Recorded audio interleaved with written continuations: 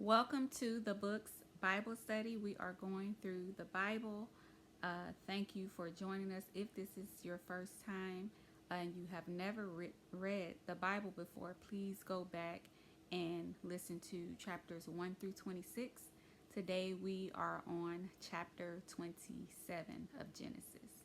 Okay? Verse 1, Genesis chapter 27. Now it came to pass when Isaac was old, and his eyes were so dim that he could not see, that he called Esau his older son and said to him, My son. And he answered him, Here I am. Verse 2. Then he said, Behold now, I am old.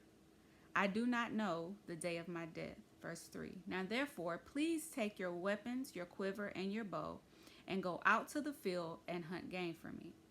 Verse 4. And make me savory food, such as I love, and bring it to me that I may eat, that my soul may bless you before I die. Verse 5.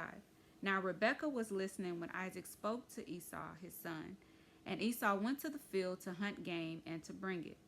Verse 6. So Rebekah spoke to Jacob, her son, saying, Indeed, I heard your father speak to Esau, your brother, saying, Verse 7, Bring me game and make savory food for me, that I may eat it and bless you in the presence of the Lord before my death. So remember, Isaac loved Esau, right, because he was a hunter and had great game. But Rebekah loved Jacob because he spent more time in the home instead of out there roaming around trying to find animals to kill, right? So here's Rebekah speaking to Jacob. Verse 8. Now therefore, my son, obey my voice according to what I command you. Verse 9. Go now to the flock and bring me from there 2 choice kids of the goats, and I will make savory food from them for your father, such as he loves. Verse 10. Then you shall take it to your father, that he may eat it, and that he may bless you before his death. Verse 11.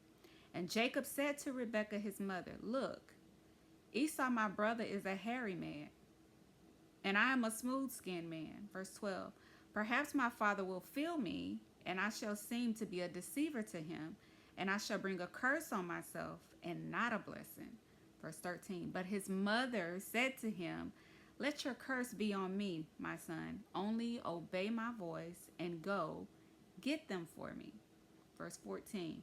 And he went and got them and brought them to his mother, and his mother made savory food, such as his father loved. Verse 15. Then Rebekah took the choice clothes of her elder son Esau, which were with her in the house, and put them on Jacob, her younger son. Verse 16. And she put the skins of the kids of the goats on his hands and on the smooth part of his neck. Verse 17. Then she gave the savory food and the bread which she had prepared into the hand of her son Jacob. So Rebekah convinced Jacob to pretend to be Esau so that Isaac could give him that first child blessing instead. Okay, verse 18.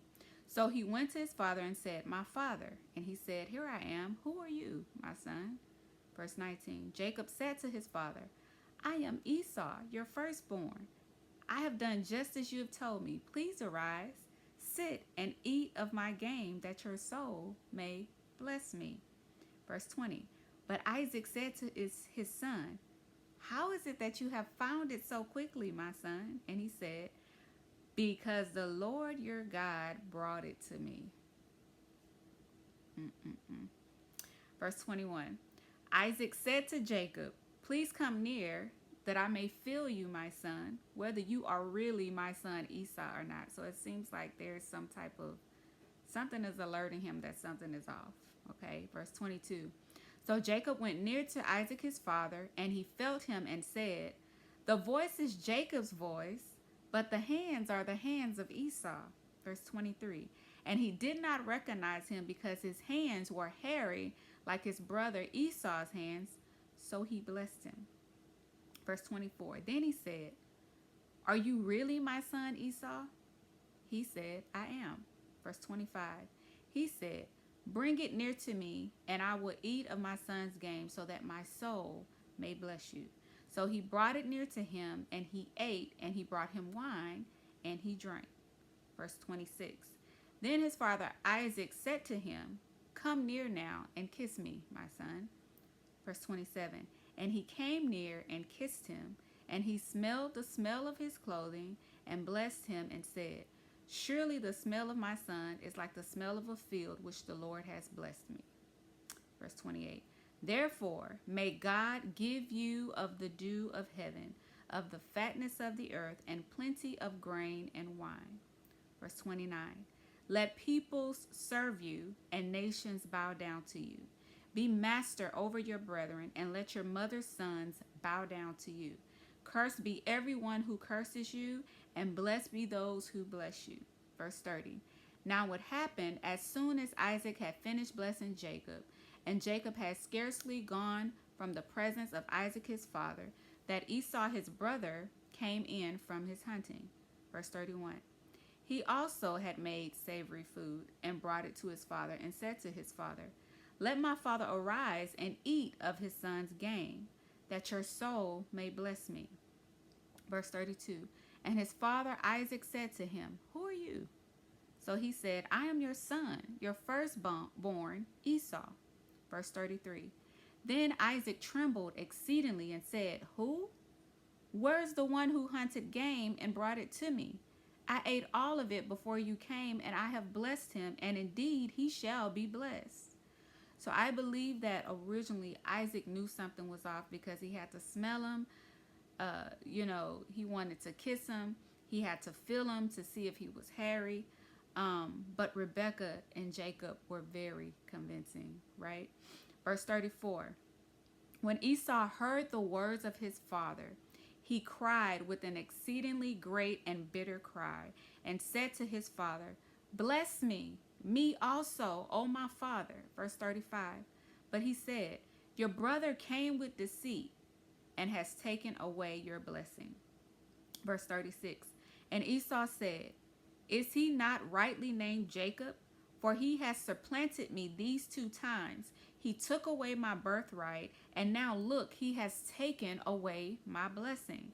And he said, Have you not reserved a blessing for me? So his giving away of his birthright with his words came to pass, right? What you say absolutely matters. Much like the blessing that Isaac gave Jacob would come to pass, right? Because he had already blessed him. When you curse someone or bless someone that you have authority over, it comes to pass. So if you think about your parents, you think about the things that they called you, think about the things that they said to you. And even when you think about your children, if you think about the things that you've pronounced over them, right? Are you seeing that in your life? Are you seeing that in the lives of your children? If you are seeing the things that you said, maybe out of frustration, maybe out of anger, you should renounce every negative word and start speaking what you want to see in their lives, what you want to see in your life, because what you say to someone that you have authority over absolutely matters. And there's some things that you may need to break off of you because somebody in authority over you spoke them over you, whether it was a parent, a guardian, a teacher, a pastor, whoever it is. If you want to stop seeing the fruit of those words that they spoke, renounce it, and you replace it with what God says. Okay, so Esau is asking Isaac if he had a blessing left for him. Verse 37. Then Isaac answered and said to Esau, Indeed, I have made him your master, that firstborn, right? Or who he thought was the firstborn. And he says, And all his brethren I have given to him as servants. With grain and wine I have sustained him. What shall I do now for you, my son? 38. And Esau said to his father, Have you only one blessing, my father? Bless me also, O my father. And Esau lifted up his voice and wept. Verse 39. Then Isaac his father answered and said to him, Behold, your dwelling shall be of the fatness of the earth, and of the dew of heaven from above. Verse 40. By your sword you shall live, and you shall serve your brother, and it shall come to pass, when you become restless, that you shall break his yoke from your neck. Verse 41. So Esau hated Jacob because of the blessing with which his father blessed him. And Esau said in his heart, the days of mourning for my father are at hand. Then I will kill my brother Jacob. Verse 42. And the words of Esau, her older son, were told to Rebekah. So she sent and called Jacob, her younger son, and said to him, surely your brother Esau comforts himself concerning you by intending to kill you. 43. Now therefore, my son, obey my voice, arise, flee to my brother Laban in Haran. Verse 44, she says, and stay with him a few days until your brother's fury turns away. Verse 45, until your brother's anger turns away from you and he forgets what you have done to him. Then I will send and bring you from there. Why should I be bereaved also of you both in one day? Verse 46, and Rebekah said to Isaac, I am weary of my life because of the daughters of Heth. Talking about the ones that Esau had married, the Hittites, the Canaanites, okay? If Jacob takes a wife of the daughters of Heth, like these who are the daughters of the land, what good will my life be to me? So Esau had already taken the wives of the Canaanites, the Hittites. So now she's looking out for Jacob, right? After he stole the birthright and the blessing, now she's expecting, I'm believing, for him to get those spiritual blessings from the covenant that Abraham had made. God had made with Abraham, and God also made with Isaac. So she knows the connection between that. She knows the promise that God made. So she not only wants her favorite son to have the natural blessing, the birthright, the blessing of the father, she wants that spiritual blessing that came from Abraham, right? So that concludes chapter 27. We see Rebekah, right, comes from Nahor's group, okay? We see Laban, they got some little tricky ways, right? But we're going to see even more what they have under their sleeve, okay? So God be with you all, and stay tuned for chapter 28. God bless.